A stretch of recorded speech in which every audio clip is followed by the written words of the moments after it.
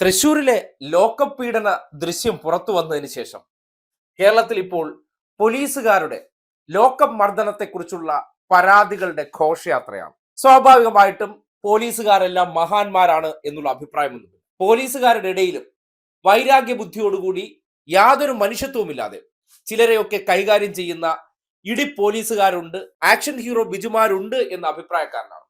പക്ഷേ ഈ ഒരു അവസരം തനിക്ക് മൈലേജ് ഉണ്ടാക്കാനുള്ള അവസരമാണ് എന്നതിലേക്ക് പോലീസുകാർക്കെതിരെ വാർത്തയ്ക്ക് നല്ല മൈലേജ് കിട്ടുന്നത് കൊണ്ട് അതിനു വേണ്ടി മുതിരുന്നവർ ഉണ്ടോ എന്ന സംശയം ഉണ്ടാവുകയാണ്. അത് പറയാൻ കാരണം ഇന്നിപ്പോ മാതൃഭൂമി ചാനൽ പുറത്തുവിട്ടൊരു വാർത്ത, യൂത്ത് കോൺഗ്രസിന്റെ തിരുവനന്തപുരം ജില്ലാ പ്രസിഡന്റ് ആയിട്ടുള്ള നേമം ഷജീറിന്റെ ലോക്കപ്പ് മർദ്ദന സംഭവത്തെ കുറിച്ചുള്ള ഒരു വാർത്ത കാണാനിടയായി. കഴിഞ്ഞ ദിവസം പത്തനംതിട്ടയിലെ യൂത്ത് കോൺഗ്രസ് നേതാവ്, DYFI, SFI നേതാക്കന്മാരുടെ എല്ലാം പ്രതികരണങ്ങൾ വരുന്നത് പോലെ തന്നെ എന്താണ് ഈ സംഭവം എന്ന് അറിയാനാണ് അത് കേട്ടത്. നേമം ഷജീർ എന്ന ജില്ലാ പ്രസിഡന്റ്, അദ്ദേഹം 2017-18 കാലഘട്ടത്തിൽ തനിക്ക് നേരെ ഉണ്ടായ ലോക്കപ്പ് പീഡനത്തിന്റെ ക്രൂര കൃത്യങ്ങളെ കുറിച്ചെല്ലാം മാതൃഭൂമി ചർച്ചയിൽ അഭിപ്രായം പറയുന്നത് കേൾക്കാനിടയായി. സ്വാഭാവികമായിട്ടും അതിനിടയിൽ കൂടെ അതേ ഇടതുപക്ഷ നേതാക്കന്മാരുടെ സ്വന്തം ആളാണ് ഈ സമ്പത്ത് എന്ന് പറയുന്നതും കേട്ടു.